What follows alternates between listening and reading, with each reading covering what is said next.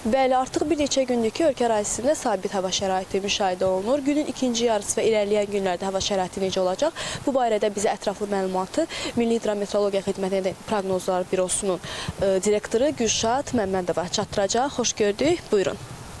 Salam, hər vaxtınız xeyirli olsun. Bugün martın 5-i və sabah 6-sında Bakıda və Abşeron yarımadasında hava şəraitinin dəyişkən buludlu olacağı, arabir tutulacağı, əsasən yağmursuz keçəcəyi gözlənilir.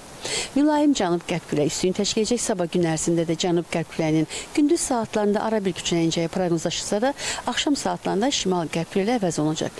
Havanın maksimal temperaturu martın 6-sı günün orta saatlarında 10-15 dərəcə isti olacaq. Bölgələrdə də bugün bölgələrdə müşahidə olunan yağıntılı hava şəraiti gündüz saatlarından tədricən kəsicək və sabah gün ərzində əsasən yağmursuz hava şəraiti müşahidə olunacaq. Mülayim qərb küləyi əsəcək. Gecə və səhər saatlarında bəzi bölgələrdə arabir duman olacaq. Havanın maksimal temperaturu Aran rayonlarında 12-17, dağlıq ərazidə isə 3 dərəcə şaxtadan 2 dərəcəlik isti olacaq. Təşəkkür edirik.